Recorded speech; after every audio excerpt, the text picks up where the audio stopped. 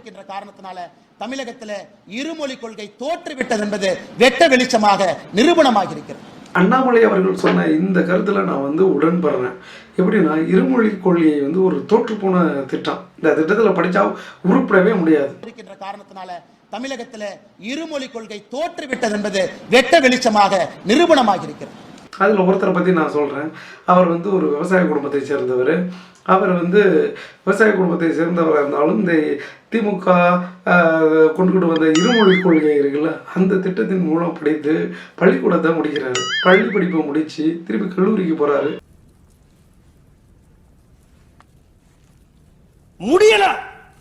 முடியல கல்லூரி முடித்ததுக்கு அப்புறம் ஐபிஎஸ் ஆகிறாரு.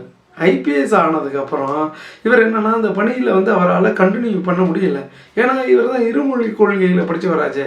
உண்மையிலே அதில் நாலேஜ் எல்லாம் இல்லையா என்னன்னு நமக்கு புரியலை. அந்த ஐபிஎஸ் ஆனதுக்கப்புறம் அந்த பணியை தொடர முடியாமல் இவர் ராஜினாமா பண்ணிடுறாரு. இவர் சிரி போலீஸ், நான் சொல்றது சீரியஸான போலீஸ். ஒரு வெற்றிகரமான திட்டம்னா ஒரு மொழி கொள்கையில் படிச்சுட்டு அதில் சக்ஸஸ்ஃபுல்லாக ஆகியிருக்கணும். அந்த பணியை கடைசி வரைக்கும் அதில் தொடர்ந்து இருக்கணும். ஆனால் இவர் ராஜினாமா பண்ணிவிட்டு தற்சார்பு விவசாயம் அப்படின்னு சொல்லி ஊருக்கு ஆட்டுக்குட்டியோடு இருந்து ஃபோட்டோலாம் எடுத்துக்கிட்டு இருந்தார்.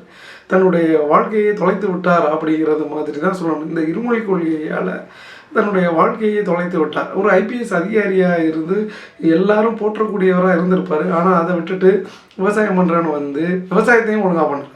பாருங்கள், ஐபிஎஸ் படித்து ஐபிஎஸ் ஆனார். ஐபிஎஸ் பணியையும் தொடர முடியலை. அடுத்து விவசாயம் பண்ண போனார். அதையும் பண்ணாமல் அரசியலுக்கு குதிச்சிட்டார். அரசியலில் குதிச்சது மட்டும் இல்லாமல் தமிழ்நாட்டு அரசியல் பண்ணுறோன்னு பண்ணிட்டு அதுலேயும் சக்ஸஸ் ஆக முடியாமல் அமெரிக்காவில் போய் படிச்சுட்டு வந்தார். ஸோ இவர் என்ன பண்ணுறாரு ஏது பண்ணுறாருன்னு இவருக்கே தெரியாமல் ஒரு குழம்பிய மனநிலையில் இருக்கிறார். இதற்கு முக்கிய காரணம் இருமொழி கொள்கை தான். திமுக கொண்டு வந்த இருமொழி கொள்கையில் படித்ததால் தான் இவர் இப்படி ஆகிட்டார். அவர் யாருன்னா உங்களுக்கே தெரிஞ்சிருக்கும். அவர் தான் நம்ம ஐபிஎஸ் அண்ணாமலை. ஸோ இவர் ஒருத்தர். இன்னொருத்தர் இருக்கிறார். அவர் யாருன்னா, தியாகி கோட்டாவில் எம்பிபிஎஸ் படிப்பிச்சவர். அப்பா ஒரு சுதந்திர போராட்ட தியாகி அப்படிங்கிறதுக்காக அவருக்கு எம்பிபிஎஸ் சீட்டு கிடைக்குது.